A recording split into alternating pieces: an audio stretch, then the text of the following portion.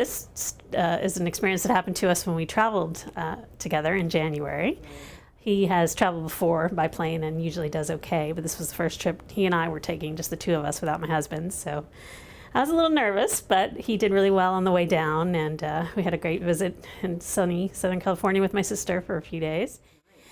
And went to fly back on Friday, and I probably didn't plan it quite as well as I should in terms of timing. He was a little tired. It was kind of late afternoon, and it was a wait for the plane, and it was kind of busy, but he was a trooper, and he got on the plane and gave him the iPad, which is his favorite thing to do. He played with that.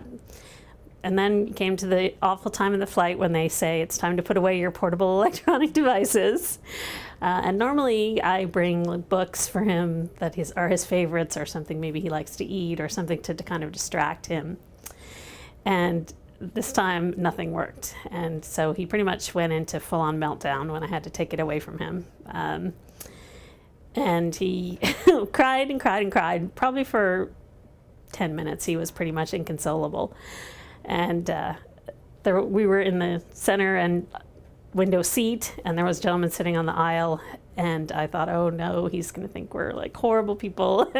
But he was so nice to me, really helpful looking in his bag. Was there anything he could get for Griffin? This kind of went on for, as I say, about 10 minutes. Mercifully, Griffin then fell asleep.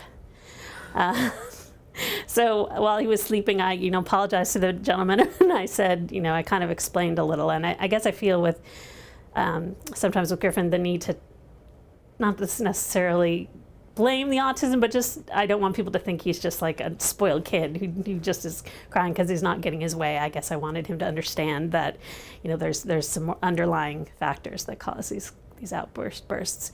And again, the guy couldn't have been nicer. He's a dad himself, and he was a chiropractor. He'd had patients who were autistic, and he had some experience. He even recommended a book. We had a really nice conversation about that, and then we went on to talk about other things. Griffin slept for quite a while. However, unfortunately, he woke up about half an hour before the flight, maybe an hour before the flight landed, and he was again inconsolable, and there was nothing I could do. The iPad even didn't work. And again, this gentleman flagged the flight attendant, got me some water, and was trying to help me out. It was almost like I had my husband there with me. I mean, Griffin's head was kind of slipping off my shoulder, and he was like, oh, his head slipping off your shoulder, and maybe try this, or he just could not have been kinder to me.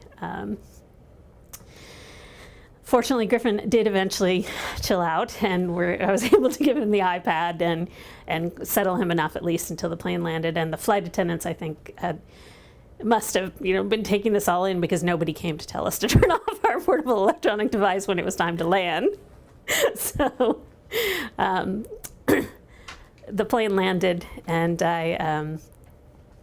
I kind of got up to gather our stuff, and I apologized to the people sitting behind us. I said, he was really loud, and I'm sorry about that.